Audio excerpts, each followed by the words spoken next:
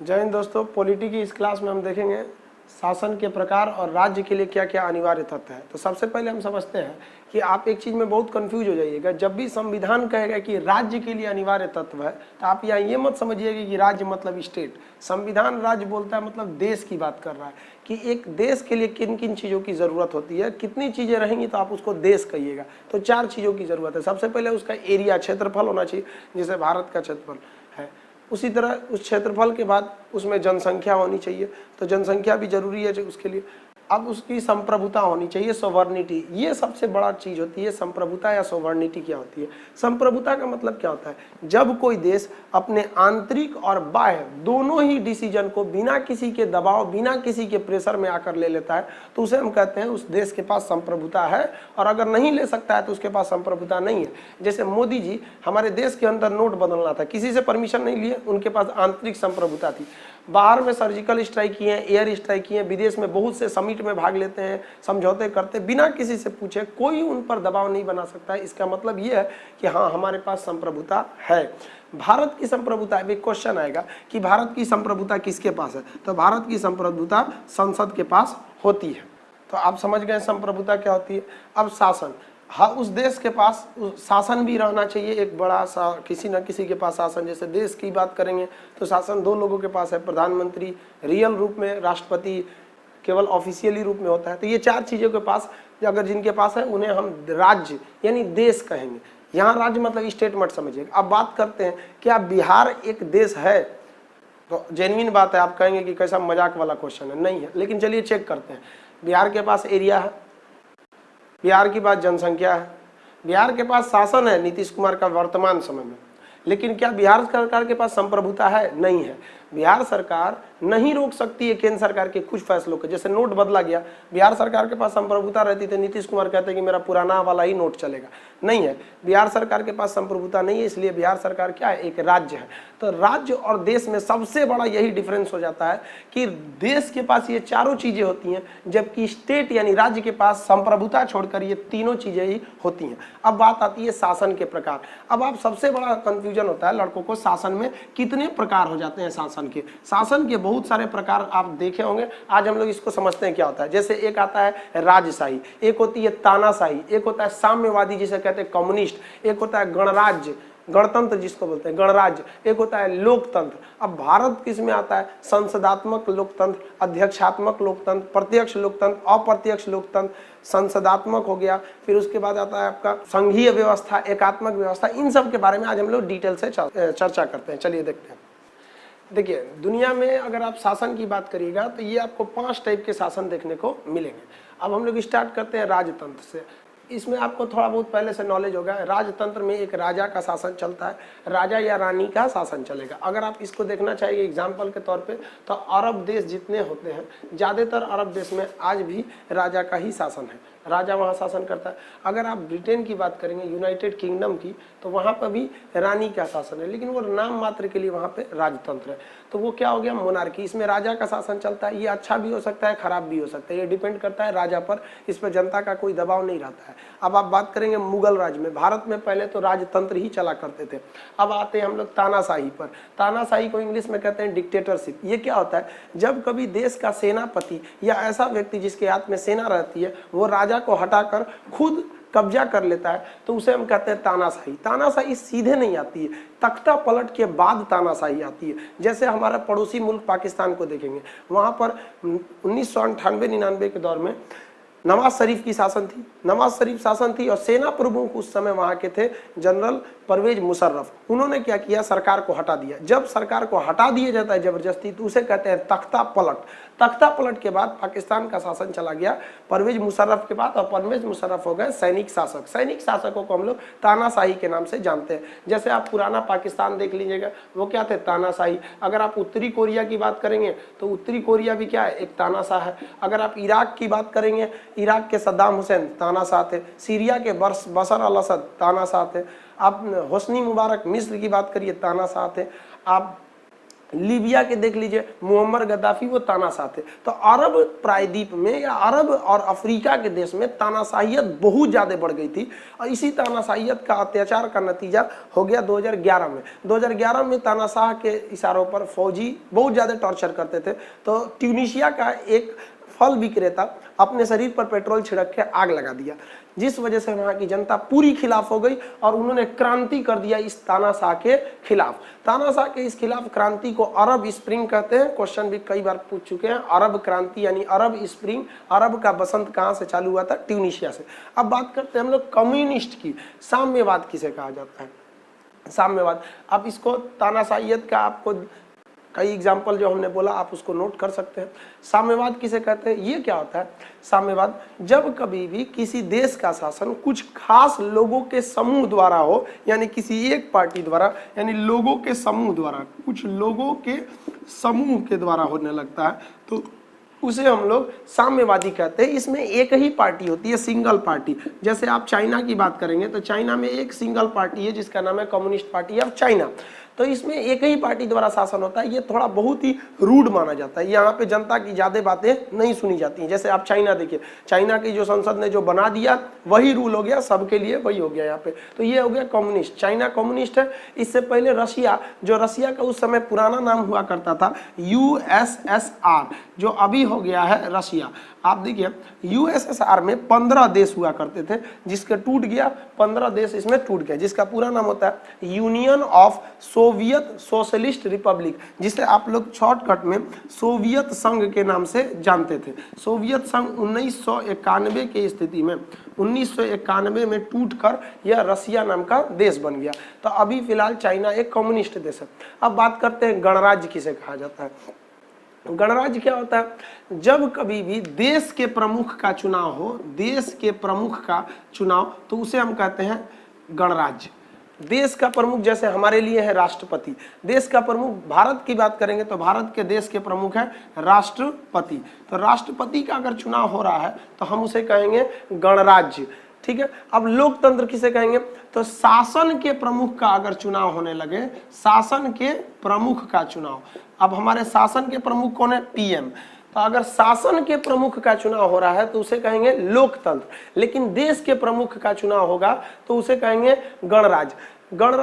गणराज्य में देश के प्रमुख का चुनाव अप्रत्यक्ष होता है और लोकतंत्र में शासन के प्रमुख का चुनाव प्रत्यक्ष होता है, जैसे हमारे देश में अभी चल रहा है। अब आप कहिएगा तब तो भारत में दोनों है, हमारे देश के प्रमुख राष्ट्रपति हैं उनका भी चुनाव होता है और हमारे देश के शासन के प्रमुख प्रधानमंत्री हैं उनका भी चुनाव होता है, तब तो हमारा देश दोनों है, एकदम कंफर्म दोनों है। अब हमारे देश की संविधान की प्रस्तावना प्रीएम्बल को पढ़िए। हम भारत के लोग भारत को एक संपूर्ण प्रभुत्व संपन्न समाजवादी पंथ निरपेक्ष एवं लोकतंत्रात्मक गणराज्य बनाने के लिए, यानी भारत लोकतंत्र भी है और गणराज्य भी है। अब इसमें हमको सबसे ज्यादा प्रमुखता से ध्यान देना है लोकतंत्र में, कि लोकतंत्र दो प्रकार के होते हैं, प्रत्यक्ष लोकतंत्र और अप्रत्यक्ष लोकतंत्र। आगे बढ़ेंगे, जब तक आप इसको एक छोटा सा स्क्रीनशॉट ले लीजिए।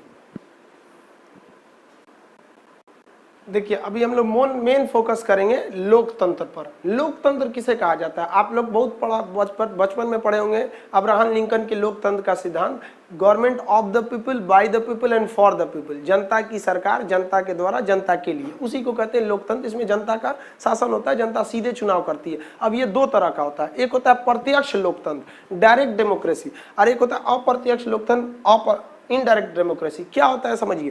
प्रत्यक्ष लोकतंत्र में जनता खुद ही अपना नियम बनाती है, खुद अपना डिसीजन लेती है, वहां पर नेता लोग डिसीजन नहीं लेते हैं। इसकी एक खराबी क्या है, ये भारत जैसे बड़े देश में संभव नहीं है। आप भारत की 120 करोड़ जनसंख्या को संसद में घुसा दीजिएगा कि तुम ही भाई कानून बनाओ, फट जाएगा संसद, वहां पे पॉसिबल ही नहीं है भारत में। ये छोटे देश में संभव है, जैसे स्विट्जरलैंड में, स्विस में है स्विट्जरलैंड में, यहाँ प्रधानमंत्री राष्ट्रपति का कार्यकाल केवल 1 साल का होता है स्विट्जरलैंड में।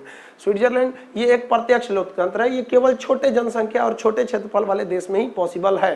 भारत जैसे बड़े देश में ये पॉसिबल ही नहीं है। अब हम आते हैं तो भारत में क्या पॉसिबल है। भारत में जो पॉसिबल है वो अप्रत्यक्ष लोकतंत्र है। क्या होता है अप्रत्यक्ष लोकतंत्र? तो हम लोगों ने क्या किया कि नेता चुनना चालू किया। 10 लाख की आबादी पर एक सांसद चुने, जो अभी लास्ट चरण का मतदान आज हो रहा है, आप देख रहे होंगे। तो ये अप्रत्यक्ष लोकतंत्र क्या होता है, इसमें 10 लाख की आबादी पर एक सांसद चुना जाता है और कहा जाता है कि उस सांसद की आवाज 10 लाख जनसंख्या का आवाज है, इसलिए हमें सांसद अच्छा चुनकर भेजना चाहिए, गलत चुनिएगा गलत कानून बनाएगा। तो 10-10 लाख की आबादी पर सांसद चुनते हैं, इस तरह से लोकसभा में टोटल 545 पहुंचते हैं। ये अलग बात है कि 543 की 545 की 552, वो हम लोग नेक्स्ट वीडियो में उसकी चर्चा करेंगे। तो भारत एक अप्रत्यक्ष लोकतंत्र है, अमेरिका भी एक अप्रत्यक्ष लोकतंत्र, वहां भी सांसद का चुनाव होता है। यानी जितने देश लोकतंत्र हैं और अगर वो एरिया में बड़े हैं तो उनमें अप्रत्यक्ष लोकतंत्र ही होगा, छोटे छोटे नेता चुनेंगे 10 लाख की आबादी पर एक बार और उनको ही 5 साल का कार्यकाल दिया जाएगा। अब अप्रत्यक्ष लोकतंत्र को अगर ध्यान से देखिएगा तो दो तरह से होता है, एक होता है अध्यक्षात्मक, एक होता है संसदीय। अध्यक्षात्मक मतलब क्या होता है कि दो तरह के शासन होते हैं।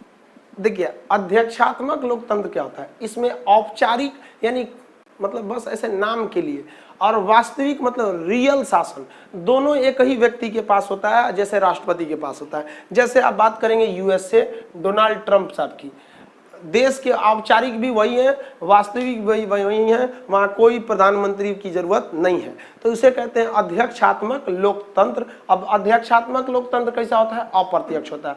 अब हम बात करते हैं अप्रत्यक्ष की दूसरी कैटेगरी, संसदीय लोकतंत्र क्या होता है। जब औपचारिक के रूप में राष्ट्रपति को दे दीजिएगा कि भैया ये नाम के लिए है, कोई काम हम नहीं है, हमारे राष्ट्रपति का कोई खास काम नहीं होता है, उनको रायसीना की पहाड़ी पर रख दिया जाता है। वास्तविक रूप से देखेंगे तो प्रधानमंत्री होता है। आप देखिए देश में विकास होगा तो प्रधानमंत्री की नाम लिया जाएगा, और विकास नहीं होगा तो गाली भी सुनेंगे तो प्रधानमंत्री ही सुनेंगे। हमारे यहाँ औपचारिक और वास्तविक दोनों अलग अलग है, तो उसे हम क्या कहते हैं, संसदीय लोकतंत्र। अब आप भारत के बारे में सोचिए कि भारत इन कैटेगरी में किस में आता है, तो लोकतंत्र में आता है। अब लोकतंत्र की दो कैटेगरी, प्रत्यक्ष और अप्रत्यक्ष, तो किस में आएगा, अप्रत्यक्ष में। अप्रत्यक्ष में संसदात्मक या अध्यक्षात्मक या संसदात्मक। अब समझिए ध्यान से, संसदात्मक लोकतंत्र हम लोग ब्रिटेन से लाए हैं, और बड़ा दिलचस्प बात यह है कि ब्रिटेन एक साथ राजतंत्र भी है और उसी साथ वह लोकतंत्र में भी है। कैसे, तो ब्रिटेन ने लोकतंत्र की अप्रत्यक्ष प्रणाली को अपनाया, क्योंकि ब्रिटेन जनसंख्या क्षेत्रफल दोनों में बड़ा है। अब उसने अप्रत्यक्ष को अपनाया। अप्रत्यक्ष में उसने क्या किया कि अध्यक्षात्मक नहीं अपनाया, उसने संसदात्मक अपना लिया। अब उसको एक नाम के लिए एक तो पुतला की तरह रखना पड़ेगा, औपचारिक के रूप में जैसे हम लोगों ने राष्ट्रपति को रखा है, और वास्तविक रूप में चुनाव कर देते हैं, प्रधानमंत्री को रख दिया। उसने दिमाग लगाया कि वास्तविक शक्ति प्रधानमंत्री को दिया, प्रधानमंत्री का चुनाव करा देता है, और औपचारिक शक्ति उसने क्या कर दिया, अपनी महारानी को दे दिया, यानी आप रहिए औपचारिक के रूप में। तो इंग्लैंड ने बड़ा सुंदरता से लोकतंत्र के अंदर ही एक राजतंत्र का गठन कर दिया है, और उनकी महारानी औपचारिक प्रमुख होती हैं जो कुछ भी नहीं कर सकती। आपको एक बात जान के ताज्जुब होगा कि ऑस्ट्रेलिया की महारानी वही है जो ब्रिटेन की महारानी है। ये बीपीएससी में भी क्वेश्चन पूछ चुका है। आगे बढ़ते हैं अब हम लोग संसदीय लोकतंत्र में। अगला क्वेश्चन क्या कहेगा, संसदीय लोकतंत्र में कार्यपालिका किसके अधीन होती है। अब ये बड़ा अजीब सा क्वेश्चन आता है, कार्यपालिका क्या है, व्यवस्थापिका क्या है, ब्यूरोक्रेसी क्या है, लाल फीताशाही क्या होता है, इसको हम लोग समझेंगे। तब तक के लिए आप इसको एक छोटा सा स्क्रीनशॉट ले लीजिए। अब देखिए लोकतंत्र जिसके बारे में हम आपको पूरा डिटेल से बताएं, वो किसी 4 चीज पर ही चलता है। सबसे पहला चीज क्या होती है, विधायिका, इंग्लिश में कहते हैं लेजिस्लेटिव। इनका काम क्या होता है, ये देश के लिए कानून बनाते हैं और राज्य के लिए भी कानून बनाते हैं। देश के लिए कानून एमपी यानी सांसद लोग मिलकर बनाते हैं, राज्य के लिए कानून एमएलए यानी विधायक लोग मिलकर बनाते हैं। उनका काम खत्म, बस कानून बना देना है। जैसे जीएसटी एक कानून है, भूमि अधिग्रहण बिल क्या है। अब जैसे जीएसटी बहुत लोग को समझ में नहीं आता है। हमसे पूछिए, अगर हम कहें तो हिंदुस्तान में 2 चीज किसी को समझ में नहीं आता है आज तक, अपनी पत्नी का दिमाग और जीएसटी। ये जल्दी समझ में नहीं आता है किसी को। इस पे हम एक वीडियो लाएंगे दोनों पे समझाने के लिए। आगे देखते हैं कार्यपालिका क्या होती है। अब समझ में आ गया आप लोग को, विधायिका समझ में आ गया। इनका काम क्या है, कानून बना देना, लागू करना काम नहीं है। इनका कानून बन गया, काम खत्म हो गया। अब अगला समझते हैं कार्यपालिका या व्यवस्थापिका क्या होती है। इनका काम क्या है कि विधायिका द्वारा बनाए गए कानून को जनता तक लागू कराना, वो काम होता है आपका कार्यपालिका यानी व्यवस्थापिका का, एग्जीक्यूटिव का। इसमें मंत्री आते हैं लोग, मंत्री खुद कहाँ कहाँ जा सकते हैं, इसलिए वो अधिकारियों को नियुक्त कर देते हैं। अधिकारी के नीचे छोटे अधिकारी पदाधिकारी हो जाते हैं, फिर उनके नीचे छोटे ऑफिसर सब हो जाते हैं, जैसे DM, SP, commissioner, income tax officer. ये सब किस में आ जाते हैं, एग्जीक्यूटिव यानी कार्यपालिका का। दोनों का काम अलग अलग है। अब बात आती है न्यायपालिका का काम क्या होता है। अगर विधायिका द्वारा बनाए गए कानून को कार्यपालिका लागू करा रही है और कोई उसको नहीं मान रहा है, जैसे विधायिका ने जीएसटी नियम पारित कर दिया और यहाँ अधिकारी, इनकम टैक्स के अधिकारी और मंत्री मिलकर जीएसटी को लागू कराना चाहते हैं, कोई नहीं मान रहा है जीएसटी, तो फिर उसको सजा देने का काम न्यायपालिका यानी जुडिशरी का होता है। इसके अंतर्गत कोर्ट आते हैं लोग यहाँ पे। तो ये 3 स्तंभ हो गए। सबसे प्रमुख स्तंभ होता है पत्रकारिता यानी मीडिया। इन तीनों स्तंभ में कहीं पे भी अगर कोई गलती होगा, यानी लोकतंत्र के चारों पिलर में कहीं पे भी भ्रष्टाचार होगा, चाहे वो विधायिका में कोई गलत कानून बने या फिर पैसे देकर अधिकारी कुछ गलत काम कराएं या न्यायालय में किसी को देर से कुछ न्याय मिले, तो उन सारी चीजों को उजागर करता है आपकी पत्रकारिता यानी मीडिया लोकतंत्र का चौथा स्तंभ है। अब आपसे क्वेश्चन क्या पूछता है, पहले जो जिसमें आपने स्क्रीनशॉट लिया था, संसदीय लोकतंत्र में कहेगा कि संसदीय लोकतंत्र में कौन किसके अधीन रहता है। तो देखिए है इनडायरेक्टली तो सब अपने अपने स्वतंत्र है सब, लेकिन कार्यपालिका यानी मंत्री, अगर मंत्री लोग अच्छा से काम नहीं कर रहे हैं तो संसद के अंदर उन पर क्वेश्चन पूछा जाता है लोकसभा के अंतर्गत। इसीलिए पूछा भी जाता है, क्वेश्चन भी कहा जाता है कि मंत्री परिषद किसके प्रति उत्तरदायी होती है, यानी उनसे सवाल कौन पूछ सकता है, तो लोकसभा में पूछा जा सकता है। और अकेले एक सिंगल मंत्री से पूछना है तो राष्ट्रपति पूछते हैं। तो बताइए कार्यपालिका अगर अच्छा से काम नहीं करेगी तो इनसे क्वेश्चन मंत्री लोगों से कहां पूछा जाएगा, संसद के अंदर। इसका मतलब यही हुआ कि संसदीय लोकतंत्र में कार्यपालिका विधायिका के अधीन होती है। यानी अगर आप सिंपली अगर ऐसे बात करेंगे तो ये इसको मान लीजिए विधायिका अगर इस बार को मानते हैं तो विधायिका के अंदर कौन होता है, कार्यपालिका। ये संसदीय लोकतंत्र में होता है, ये आपसे क्वेश्चन पूछे जाते हैं। तो उम्मीद करते हैं ये चारों समझ गए होंगे आप लोग। इसका एक छोटा सा स्क्रीनशॉट लीजिए। देखिए अब शासन भी 2 तरह से हो जाएंगे, एक हो जाएगा एकात्मक शासन, एक हो जाता है संघात्मक शासन। एकात्मक शासन किसे कहा जाता है, वैसा शासन जिसमें देश और राज्य दोनों एक ही व्यक्ति के हाथ में हो, दोनों एक ही जगह पे हो, एक ही जगह से शासन किया जाता होगा, देश और राज्य दोनों का, तो उसे हम लोग कहते हैं एकात्मक व्यवस्था। जैसे ब्रिटेन यानी यूनाइटेड किंगडम में एकात्मक व्यवस्था है, जबकि भारत में देखिएगा एकात्मक नहीं है। भारत में देश में प्रधानमंत्री होते हैं, राज्य में मुख्यमंत्री होते हैं, दोनों अपना शासन पैरेलल करते रहते हैं सब। अब देखते हैं संघात्मक क्या होता है। देखिए जब देश का शासन अलग व्यक्ति करे और राज्य का शासन अलग व्यक्ति के द्वारा हो तो उसे हम लोग क्या कहते हैं, संघात्मक। भारत एक संघात्मक देश है, इसमें देश अलग व्यक्ति प्रधानमंत्री द्वारा और राज्य मुख्यमंत्री द्वारा होता है। लेकिन अगर आप संविधान को गहराई से देखिएगा तो ना हम पूरी तरह संघात्मक है, ना पूरी तरह एकात्मक है, ना पूरी तरह संघात्मक है। इसलिए भारत को हम अर्ध संघात्मक या एकात्मक और संघात्मक का स्वरूप कहते हैं। कैसे, देखिए अगर राज्य को पूरी तरह खत्म कर दीजिएगा, राज्य को पावर नहीं दीजिएगा तो एकात्मक हो जाएगा। लेकिन बहुत से जगह भारत में एकात्मक के गुण को लिया गया। जैसे राज्य का कोई कानून तब तक कानून नहीं बनेगा जब तक राज्यपाल साइन न कर दे, और राज्यपाल प्रधानमंत्री भेजा रहता है उनको, यानी कि इनडायरेक्टली राज्यपाल के हाथ में आ गया है राज्य। तो एक तरह से ये एकात्मक के गुण को दिखा रहा है। देश के लिए कानून यानी एकहरी न्यायपालिका है, संसद में जो कानून बन गया वही सुप्रीम कोर्ट उसको लागू कराएगा, हाई कोर्ट लागू कराएगा, राज्य उसमें कुछ नहीं कर सकता है। यानी भारत संघात्मक है लेकिन 80% संघात्मक है। एकात्मक के बहुत से गुण को ले लिया गया है, अर्थात राज्यों के शक्ति को कम कर दिया गया। अगर आप आपातकाल की बात करेंगे तो आपातकाल में देश संघात्मक न होकर एकात्मक हो जाता है, राज्य की सारी शक्तियां छीन ली जाती हैं। अब बात करेंगे तो भारत एकात्मक या संघात्मक, तो हमारा भारत दोनों का मिश्रण है। ऐसा क्यों, तो संविधान निर्माता जब संविधान को बना रहे थे तो संविधान बनाते समय उन्होंने एकात्मक और संघात्मक को नहीं ध्यान रखा, देश हित को ध्यान रखा। जहां देश के लिए संघात्मक जरूरी था उन्होंने संघात्मक को लिया, जहां देश के लिए एकात्मक जरूरी था उन्होंने एकात्मक को लिया, न कि वो संघात्मक और एकात्मक को करते रहे। और वाकई उन लोगों ने देश के संविधान को सबसे जबरदस्त संविधान बना दिया। आज के इस वीडियो में हम लोग इतना ही देखते हैं, मिलते हैं हम लोग नेक्स्ट वीडियो के साथ, तब तक के लिए जय हिंद।